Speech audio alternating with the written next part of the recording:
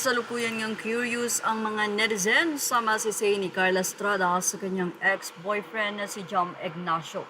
Ito'y matapos mag-viral sa social media ang nasabing ex-boyfriend ni Carla dahil sa di umano ay tila ginawang punching bag nito ang kasalukuyang girlfriend.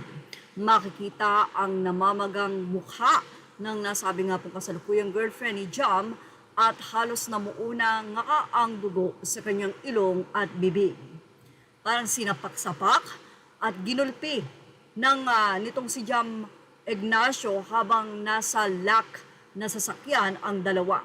Sa anong dahilan? Syempre, hindi na natin alam. Pero ayon nga sa kapatid, ay bigla na nga lang daw nitong pinagsasapak ang nasabi nga pong girlfriend, binugbog habang pauwi ang kanyang ate.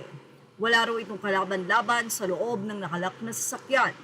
Una sa lahat, kung ano man daw ang ginawa ng kanyang ate, ay wala ni anumang karapatan itong si Jam Ignacio na pagbuhatan ng kamay ang kanyang kapatid.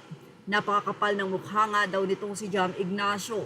Hindi nga daw makahingi ng tulong ang kanyang ate dahil kinuha nito ang cellphone. Buti na lamang daw at hindi nabasa yung RFID sa toll at nakasigaw pa yung ate nito habang nakababa ang bintana at doon ay nakahingi na nga ito ng tulong.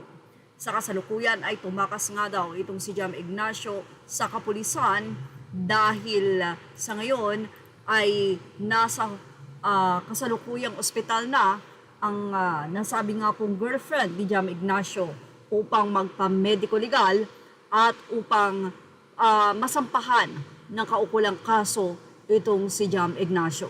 Sigurado na hindi lingid kay Jam Ignacio na ngayon ay viral siya at hindi din lingid ito sa kanyang ex-girlfriend na si Carla Estrada. Actually, maraming mga netizen ang nagsabi na buti na nga lang daw talaga ay naghiwalay si Carla at itong si Jam.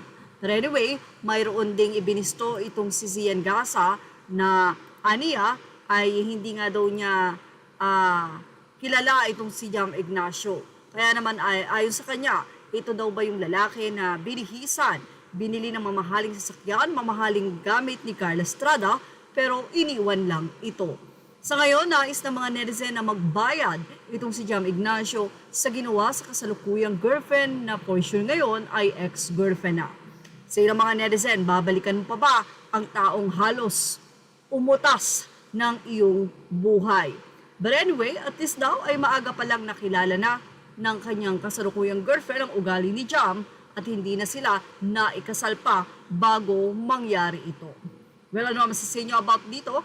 Nilagay na ang inyong opinion sa ating comment section. Images are all credit to the rightful owners. Thank you for watching. Showbiz Now.